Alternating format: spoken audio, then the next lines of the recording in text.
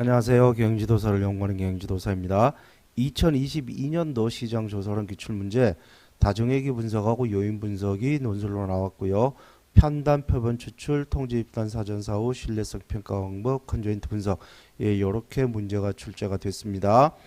여기서 보시면 요 판단, 표본 추출 요거는 최초로 나온 겁니다. 그리고 컨조인트 분석 요것도 최초로 나온 거고요. 나머지는 다시 예전에 출제됐던 게 다시 재탕으로 다시 출제가 된 겁니다. 자, 그러면 먼저 다중회귀 분석 살펴보겠습니다. 자, 요 기억에 들어갈 숫자를 계산을 해라 그랬는데 R제곱. 자, 이거요. 단순회귀 분석 계산 문제 우리 예전에 다 풀어봤죠. 스터디할 때도 다 풀어봤습니다. R제곱이 뭡니까? SST분의 SSR이죠. SST이 뭐예요? 총변동입니다. 총변동분의 회귀변동 이게 R제곱이에요. 이거 단순회귀 분석 계산하면서 이거 다 풀어보셨을 겁니다. 이 결정계수 R제곱 계산하는 거. 총변동이 뭐예요? 총변동이 요겁니다. 요게 총변동이 이게 Y의 변동이 총변동입니다.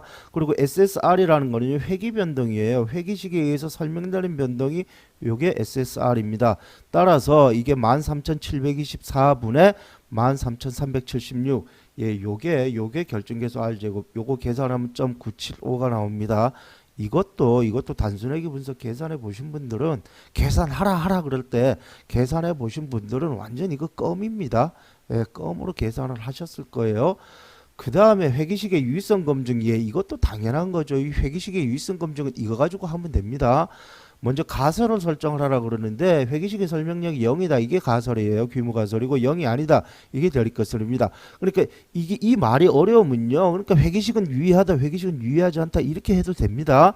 이렇게 해도 되는데 그냥 조금 더 유식하게 하려면 회계식 즉 R제곱이 0이라는 게 뭐예요? 회계식이 빵이 회계식의 설명력이 전혀 없다라는 얘기죠. 이 R제곱이라는 것 자체가 회계식에 의해서 설명되는 비율이 그게 R제곱인데 R제곱이 0이다라는 얘기는 회계식이 소용이 없다라는 얘기잖아요. 그러니까 회계식의 설명력이 0이다라는 말하고 회계식이 유의하지 않다라는 말하고 그거 똑같은 말입니다. 그러니까 회계식의 설명력이 0이다라고 가설을 설정을 해도 되고 회계식은 유의하지 않다라고 이 가설을 설정해도 되고 똑같이 설정을 해도 됩니다. 그리고 이 F값이 0.000이죠. 그러니까 P밸류가 0.000이죠. B밸류가 0.000이니까 회계식은 유의하다. 그렇게 결론을 내려주시면 됩니다. 그 다음에 광고비, 요 광고비의 유의성 검증, 광고비는 유의하다, 유의하지 않다 이렇게 규모가설을 설정을 해도 되고 광고비의 회기계수가 0이다. 즉 광고비의 베타1이 0이다라는 얘기는 회기계수가 0이다라는 얘기가 뭐예요? 광고비는 전혀 유의하지 않다 그 얘기잖아요. 똑같은 얘기입니다. 그러니까 광고비의 회기계수 즉 베타1이 0이다라는 얘기나 광고비는 유의하지 않다 그 얘기나 똑같은 얘기입니다. 이렇게 가설을 설정을 해도 되고 광고비는 유의하지 않다 이렇게 설정을 해도 상관은 없습니다. 그 다음에 P밸류가 0.000이죠. 때문에 광고비는 대리점수가 모형에 포함된 경우 유의한 설명력을 보이게 된다. 이렇게 답을 해주시면 되고요. 그 다음에 광고비와 대리점 중에 어떤 게 더 유의하냐? 자, 요거는 표준화해서 베타를 보면 되죠. 광고비가 564, 광고비가 564고 대리점수가 524입니다. 때문에 광고비의 표준화계수 베타 값이 더 크기 때문에 광고비가 매출액이 더 큰 영향을 보인다. 이 표준화계수 베타 이게 예전에 문제가 출제가 됐죠. 단위가 서로 다르기 때문에 단위를 통일시켜 가지고 어떤 변수가 더 크게 영향을 미쳤느냐를 보는 게 그게 표준화계수 베타라고 그랬습니다. 그래서 이것도 다중회귀 분석 계산해 보신 분들은 기존에 문제 보신 분들 그리고 단순회귀 분석 계산해 보신 분들은 아주 쉽게 문제를 다 풀었을 거라고 생각이 듭니다.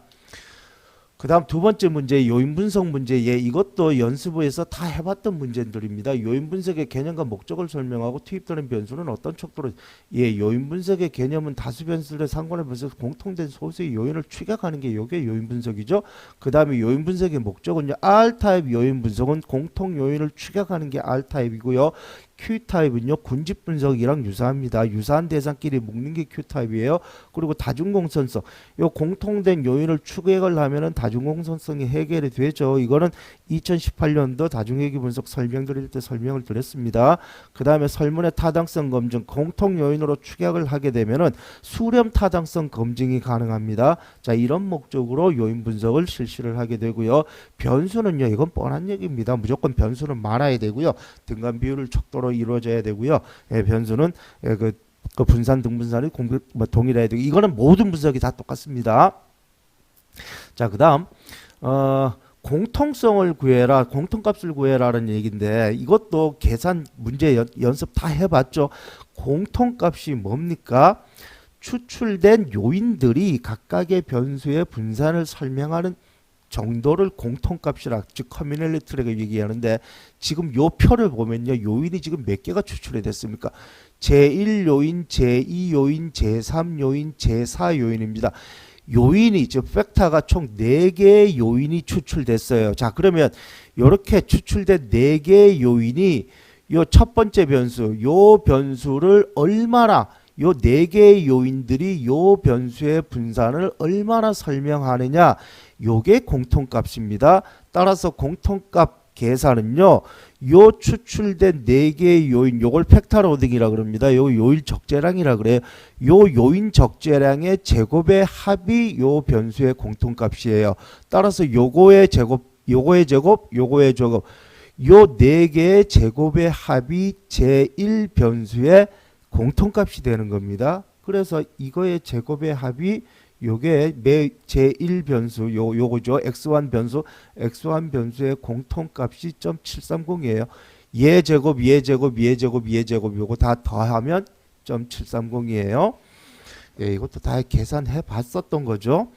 그 다음에 고유값의 개념과 1 이상으로 지정한 의미를 설명하시오. 자, 고유값이라고 하는 거는요, 이 축약된 요인이 전체 변수 전체의 총분산을 설명하는 양을 의미하는 건데, 자, 요인이 4개가 지금 축약이 됐죠. 요인 4개가 추출했는데, 첫 번째 요인이 이 변수가 지금 총 몇 개입니까? 11개인가요? 몇 개인가? 몇 개 변수인지는 모르지만 이 변수 전체를 얼마나 설명하느냐가 그게 고유값입니다.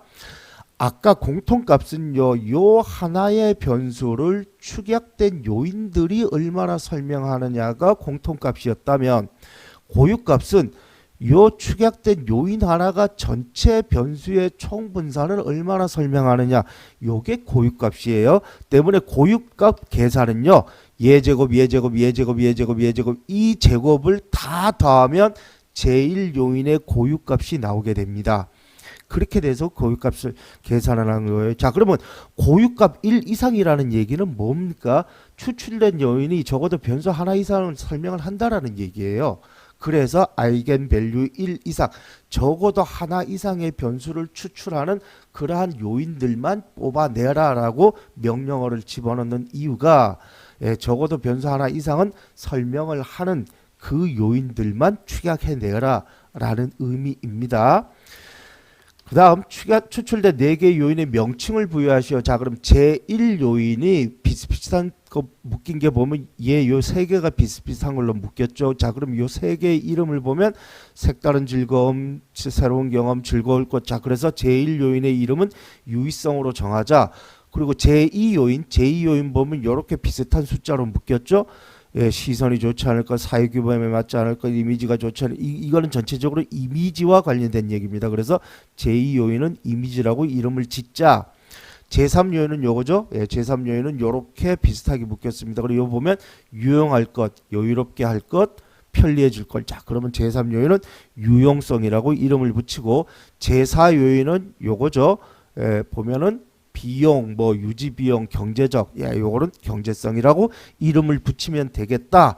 예, 그래서 이렇게 이름을 붙이면 되고요. 그리고 회귀 분석, 요인 분석 결과를 회귀 분석에 추가. 자, 이 요인이 지금 4개가 축약이 됐죠. 자, 그럼 이 축약된 4개에 대해서 요인 점수들이 쫙 나온다 그랬습니다. 그러면 그 요인 점수들을 새로운 변수로 해가지고 독립변수로 투입할 수 있어요. 이거 예전에 문제가 출제가 됐던 내용입니다. 그러니까 각각의 그 대상들, 표본 대상들에 대한 요 네 개의 요인 점수들이 쫙 나와요. 그거 요인 점수들을 SPSS 돌려보면은요, 나중에 SPSS 결과치 오른쪽에 보면 새로운 데이터들이 쫙 나오는 걸 볼 수 있습니다. 팩터 1, 팩터 2, 총 팩터가 4개가 추출이 됐죠. 총 팩터 4개가 추출했는데 맨 오른쪽에 팩터 4개로 추출된 그 요인들의 점수들이 쫙 새롭게 생성이 됩니다. 그러면 그거를 독립변수로 해가지고 투입을 하면 되는 거예요. 회귀 분석에다가. 이거 간단하면 직접 해보시면 되게 간단해요. 이거 해보면 되게 간단한데 설명드리면 해보지 않은 상태에서 설명만 들으면 저게 뭔 말인가 하는데 직접 해보면 되게 간단합니다. 그 동영상, 그 통계 동영상 보시면 직접 돌아가는 것도 나와 있으니까 한번 직접 보시기를 바라겠습니다. 자, 이렇게 해서 논술 두 문제에 대해서 살펴봤고요. 자, 그 다음에 판달표별 추출이 나왔어요. 표본 프레임을 입수하기가 어렵다. 모집단에 대한 사전 지식이 전혀 없다. 자, 이 경우에 표본 추출 방법이 어떤 게 있느냐? 참고로 채설 교재에 보면은요, 모집단에 대한 연구자의 사전 지식이 많이 필요한 거는 이런 것들이 있고요. 조금은 필요한 게 이런 것들이 있고, 아예 없어도 되는 거는 이런 것들이 있습니다. 따라서 여기 문제에 보면은 지금 모집단에 대한 사전 지식이 없다고 했으니까 요거 둘 중 하나여야 되는데 여기 보시면 표본 프레임을 입수하기 어렵다. 랜덤 샘플링은 표본 프레임이 반드시 있어야 됩니다. 이 표본 프레임이 없으면은 랜덤 샘플링 못해요. 예, 때문에 답은 편의 샘플링입니다. 자, 그런데 이게 누적도 가능해요. 왜냐하면 여기 보면은 이제 채설 교재 보면 조금은 필요한 샘플링 그랬는데 물론 누적이 조금은 있어야 되긴 하겠죠. 조금은 있어야 되긴 하는데 사실 제가 봤을 때는 누적도 거의 없어도 상관이 없습니다. 누구누구 소개받아서 하는 거거든요. 소개받아서 하는 거기 때문에 그게 꼭 있어야 되나? 그럴 필요까지는 제가 봤을 때는 없거든요. 따라서 제 생각에는 물론 이제 편의가 정답이긴 합니다만은 누적도 충분히 가능한 답이 될 수도 있다라고 저는 생각이 들어요. 그래서 이제 편의 표본 축출의 장단점은 이거고 누적의 장단점은 이건데 자, 이렇게 제가 생각할 때는 그렇습니다. 제가 생각할 때는 이거는 편의도 가능하고 누적도 가능합니다. 그러니까 둘 다 이렇게 가능할 때는요, 무조건 두 개 다 써주는 게 안전합니다. 둘 중 하나 고르려고 그러지 마세요. 둘 중 하나 골랐다가 만약에 얘만 정답으로 인정하고 얘는 정답으로 인정을 안 했다 그러면 빵점 받을 수 있습니다. 실제로 채점한 거 보면 누적은 빵점 처리했다고 그래요. 예, 누적은 빵점 처리하고 요 편의만 점수를 줬다고 합니다. 그런데 제가 봤을 때는 이 누적도요, 사실 편의도 지나가는 사람 붙잡고 하는데 그 지나가는 사람이 어떤 사람인지는 알고 접근을 해야 되잖아요. 누적도 소개를 받아야 되는데 그 소개받는 사람이 어떤 사람인지를 알고 접근을 해야 되는 거니까 어느 정도 실제로 해보면은 누적하고 편의하고는 거의 비슷비슷한 상황입니다. 그리고 실제로 연구 논문 써보면 누적으로 접근하는 경우가 꽤 있어요. 그래서 제 생각에는 편의랑 누적 둘 다 답이 될 수가 있다라고 저는 생각이 드는데 그런데 누적은 빵점 처리하고 편의만 점수를 줬다고 하니 이렇게 아리까리할 때는 무조건 두 개를 다 써주는 게 안전합니다. 앞으로 여러분들도 만약에 시험장에서 야 이거 아리까리하다라고 하면 둘 중 하나 선택하려고 그러지 말고 무조건 둘 다 써주세요. 그래야 안전하게 갈 수가 있습니다. 그 다음에 이거 딱 보는 순간 이거 통제 집단 사전 사후죠.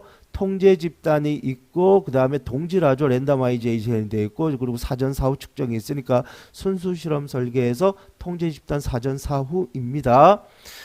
시험 효과의 두 가지 유형을 기술해라. 문제 제시한 실험상을 정하여 각각 설명하시오. 주시험 효과는 첫 번째 측정이 두 번째 측정에 영향을 미치는 거고요. 상호작용 효과는 첫 번째 측정이 여기 실험 변수 첫째에 영향을 미치는 겁니다. 결과 실험 변수 첫째에 영향을 미치니까 이 결과 첫 번째 측정하고 이 두 개가 모두 여기에 영향을 미치는 거. 이게 상호작용 효과예요. 그래서 주시험 효과, 상호작용 효과는 이런 거고 자, 위 실험에서 통제가 어려운 예상면에서 두고 물론 이 상호작용 효과는 100% 통제가 안 됩니다. 왜냐하면 상호작용 효과는 여기 시험 집단에만 상호작용 효과가 발생을 해요.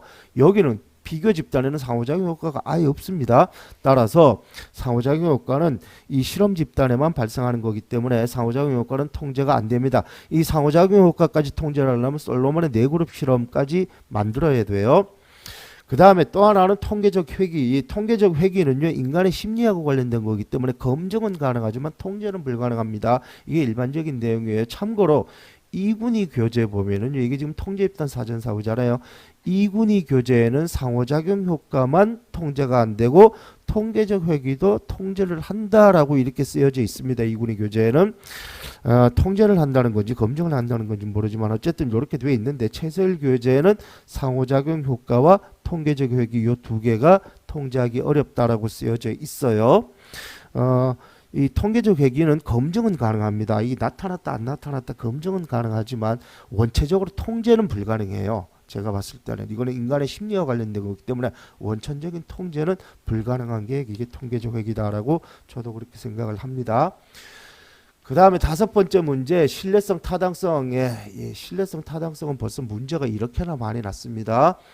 또 말씀드리면은 토익 시험을 보는데 이번에 700을 받았으면 다음에는 680, 그 다음에 710 이렇게 비슷비슷하게 나와야 되는 게 이게 신뢰성입니다. 이번에 700이 나왔는데 다음에 500이 나오고 그 다음에 900이 나오고 이게 점수가 들쑥날쑥하면 토익이라는 실험 자체를 믿지를 못하는 거예요. 이게 신뢰성이에요. 예, 반복적으로 나타나는가의 문제. 이게 신뢰성이고, 자, 타당성이라는 거는 뭐냐 하면 토익에서 900점이 나왔어. 그럼 그 사람 영어 잘해야 됩니다. 그런데 토익에서 900이 나왔는데 그 사람 영어 못한다. 그러면 그 토익은 타당성을 결여한 시험이 되는 겁니다. 그게 타당성이에요. 즉 측정하고자 하는 추상적 사실값을 제대로 반영하고 있는가를 평가하는 게 그게 신뢰성, 그게 타당성입니다. 그러니까 신뢰성, 타당성, 뭐 토익 가지고 간단하게 이해하시면 되고요. 신뢰성 측정 방법 여기 지금 세 가지 써라 그러는데 교재는 다 4가지로 되어 있습니다. 재검사법, 평형식법, 반문법, 내적 일관성법 모든 교재에 이 4가지를 써놓고 있어요. 그 중에서요 다른 건 다 필요 없고요. 다른 건 다 필요 없고 얘만 확실하게 알고 계시라라고 말씀드렸습니다. 얘는요 이 크롬바 알파 계산하는 계산 방법까지 알고 계시라고 제가 말씀을 드렸습니다. 예, 크롬바 알파 계산하는 계산 과정, 계산 문제까지도 다 알고 계셔야 됩니다. 그거 통계 동영상에 크롬바 알파 계산하는 그 통계 동영상이 나와 있으니까 그거 꼭 풀어 보시기 바랍니다. 말씀드렸지만 이 크롬바 계산하는 게 직접 문제로 나올 가능성은 없어요. 다만 크롬바를 직접 계산을 해 보면 이 내적 일관성법이라는 거에 대해서 확실하게 이해를 할 수 있기 때문에 그래서 이 크롬바 그 신뢰도 검사하는 방법을 확실하게 이해를 하시라고 풀어보라 그러는 겁니다. 그만큼 신뢰도 검사하는 게 중요하기 때문에 그래요. 컨조인트 분석의 의미를 설명하고 컨조인트 분석 결과 신제품 개발에 어떻게 활용될 수 있는지. 컨조인트 분석은 여러 대상의 속성 중요도와 속성 수준의 효용을 파악하여 이상적인 속성 결합을 구성하는 기술 통계 방법입니다. 여러 속성의 결합으로 구성되는 제품 대안들의 선호를 파악하여 신제품 개발에 활용한다. 자료는 등간 척도, 그 다음에 등간 척도도 가능하고요. 서열 척도도 가능한데 통상 서열 척도를 많이 합니다. 순위 서열법을 많이 이용을 해요. 신제품 개발에 활용을 하는데 이제 그 분석 방법은 이렇습니다. 제품에 내재된 중요 속성을 파악하여 중요 속성의 속성들 결합 구성된 대안 프로파일 리스트를 작성을 하고 순위별법으로 대안들의 선호 수율을 조사한 후에 통계 분석 및 결과. 이거 좀 복잡합니다. 여기 보면 이제 프로파일을 뽑아내고 그 프로파일을 가지고 다시 집어넣고 또 명령어를 또 치고 좀 복잡해요. 그 분석하는 과정이. 그리고 그 분석하는 데서 파일도 3개인가가 이제 동시에 투입이 돼야 되고 분석하는 과정은 좀 복잡하기 때문에 분석 과정 자체가 나올 가능성은 조금 희박하긴 합니다. 그런데 이것도요 분석된 결과를 해석하는 문제가 나올 수도 있습니다. 그거는 저기 통계 그 동영상에 그게 나와 있으니까 그거 참고하시기 바라고. 어쨌든 신제품 개발에 활용하는 거는 요겁니다. 효용함수 이거 하면은 결과를 보면 효용함수가 나옵니다. 그 효용함수를 도출해서 소비자가 가장 중요하게 생각하는 속성이 뭔지를 파악할 수가 있고요. 두 번째, 소비자가 가장 좋아하는 속성의 결합, 즉 제품 프로파일, 이 자체가 신제품입니다. 좋아하는 속성의 결합, 이게 신제품이죠. 예, 이게 신제품을 개발할 수가 있고 그다음에 가상의 속성 결합을 이용해서 모의 실험으로 미래 시장 점유율 요거는 가상의 속성 결합을 이용하면은 요 대안 프로파일을 만들 수가 있습니다. 이 대안 프로파일 리스트에 가상의 속성 결합을 리스트로 해가지고 제시를 하면 거기 소비자가 거기에 순위를 매겨요. 순위서열법으로 체크를 하니까 그러면 이게 과연 몇 점을 받아 몇 등을 했느냐를 가지고 미래 시장 점유율을 예측을 할 수가 있습니다. 예를 들어서 1등을 했다라고 하면 미래 시장 점유율이 높게 나오겠죠. 만약에 꼬바리를 했다라고 하면 미래 시장 점유율이 낮게 나올 것이고 만약에 중간쯤 점수를 했다. 예를 들어서 이제 그 뭐 1등에서 20등까지 하는데 한 10등 정도 받았다라고 하면 중간 정도의 시장 점유율, 물론 이제 시장 점유율 퍼센테이지가 사전에 결정되어 있는 상태에서 중간 정도의 시장 점유율을 예측을 할 수가 있겠죠. 이 시장 점유율 예측은 그렇게 하는 겁니다. 이 순위서열법에서 몇 등을 받았느냐를 가지고 이제 미래 시장 점유율을 예측하는 그런 기법들이 여기 컨조인트 분석에 활용될 수가 있어요. 이렇게 해서 컨조인트 분석에 대한 문제까지도 살펴봤는데요. 컨조인트 분석은 말씀드렸듯이 그 결론 그러니까 그 결과를 보여주면서 그 효용 함수를 도출을 해라. 그리고 소비자가 가장 중요하게 색상이 뭔지 그거를 찾아내라. 이런 문제들도 앞으로 나올 수가 있을 거라고 생각이 듭니다. 그러니까 그 통계 동영상에 그 관련된 내용이 들어가 있으니까 그거 꼭 한번 보시기를 권해드리겠습니다.